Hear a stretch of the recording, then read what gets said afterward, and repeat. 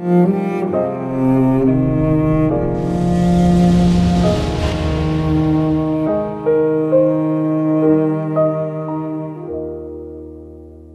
May 5 maong adlaw sa mga bata, ug ang May 8 maong adlaw sa mga ginikanan aron sa paghinumdum sa debosyon ug sakripisyo sa atong mga ginikanan.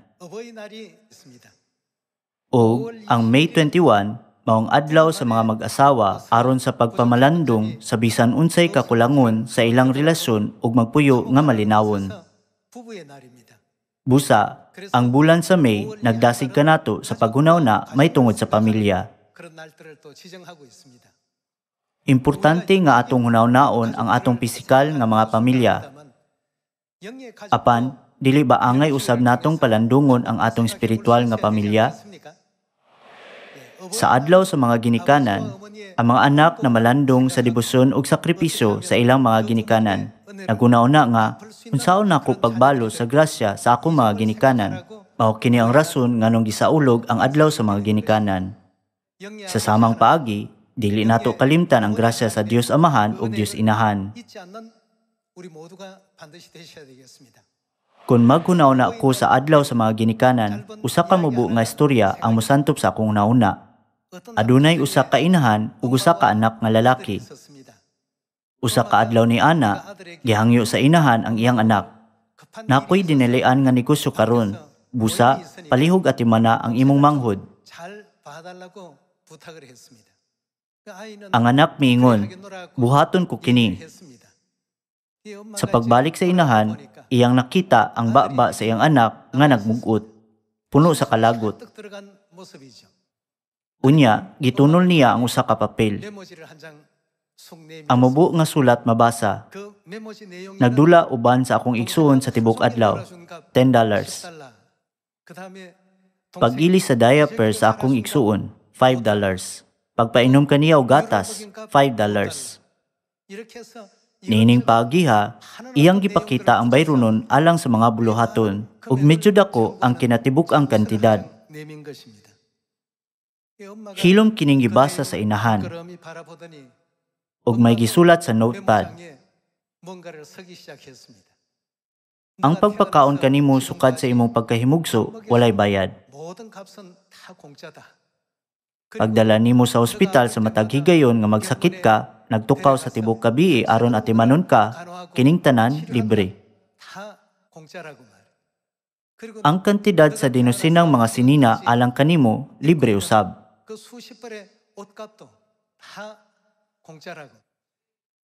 Ang inahan misulat, ang tanan nga akong gihatag kanimo hangtod karon libre ug walay bayad. Samtang gibasa pag-ayo sa anak ang mubo nga sulat, nakaamgo siya. Kung itandi sa akong nahimo, ang akong inahan nakahimo ug dako kaayo nga buluhaton. Apan, wala gayud siya magdahom nga makadawat og bisan unsa nga balos. Busa, mikuha siya laing papel ug misulat niini. Ang tanang bayronon nga akong gisingil, nabayran na.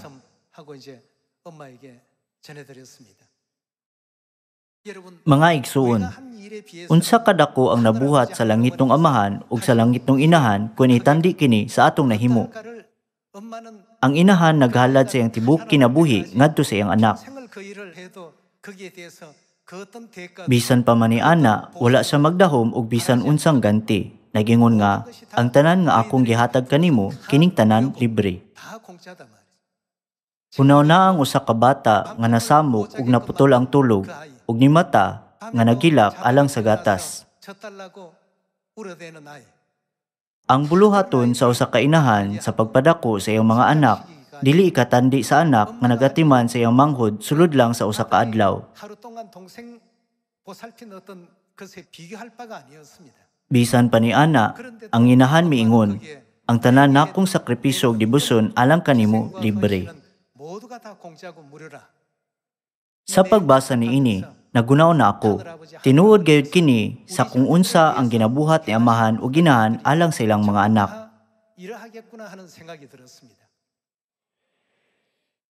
Karong tuiga, atong gisaulog ang ika-60 nga anibersaryo sa Church of God. Dili nato kalimtan ang grasya ni Amahan ug Inahan. Sa hilom nagiya sila kanato niining milabay nga 60 ka tuig.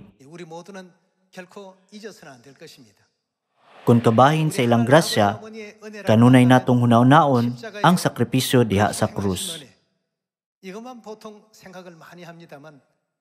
Apan, gikan sa espirituhanong panglantaw, ang mga sakripisyo sa daang kasabutan nga mao ang regular nga mga halad nga sinunog, ang mga halad sa adlaw nga igpapahulay, ingon man ang mga halad sa kasaulugan, ang tanan nagrepresentar sa Amahan ug Inahan.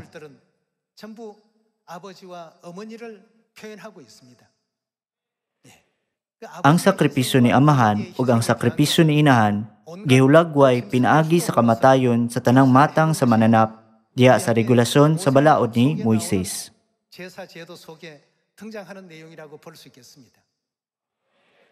Nang hinaot ko nga ang tanang langitnong mga anak dili gayud makalimot sa grasya ni Amahan ug Inahan aron makadawat kita og mga pagdayig sa langit isip mga buotang mga anak sa Dios. Adunay mga pulong nga gihatag ni Amahan kanato samtang dinhi pa siya sa yuta. Kung mamati ka sa mga pulong ni Inahan, makakaon ka og rice cake bisan sa imong pagkatulog. Dili ba kini nagpasabot nga kung buhaton nato ang tanan sumala sa pulong ni Inahan, muuswag ang ebanghelyo? Busa, uman mikayab si Amahan sa langit, samtang atong gipakaylap kini nga ebanghelyo sa tibok kalibutan, adunay walay katapusan nga mga sakripisyo ni Inahan, pagpuasa ug pagampo sa iyo sa buntag. Kini nga mga paningkamot naghimo sa atong simbahan kung unsa kini karon. Dili nato kalimtan ang debosyon ug sakripisyo sa atong langitnong mga ginikanan ug maningkamot nga makahatag og dakong kalipay ngadto kanila karong tuiga. Atong tan-awon ang usa ka bersikulo sa Luke chapter 15.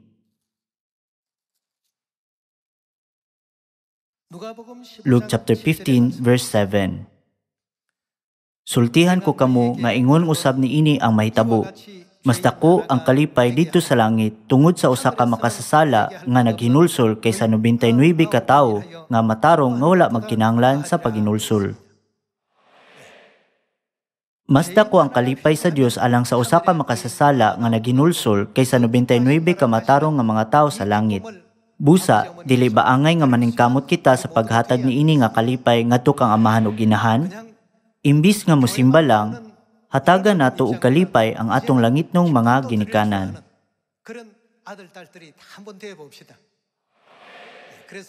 Aron mahimo kini, maghimo kita og usa ka bag-ong resolusyon. Karong tuiga, mamunga gayud ako og maayong mga bunga ug maghatag og walay katapusang kalipay sa Dios. Uban niini nga resolusyon, ang tanan nga mga anak sa Sion kinahanglan nga mobarog.